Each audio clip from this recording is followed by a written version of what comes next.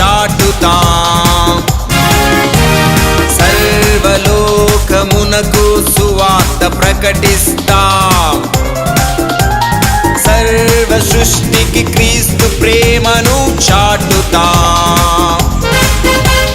వెనుకున్నవి మరచి ముందుకు సాగుతాం. అలసిపోము మేము గమ్యం చేరుతాం.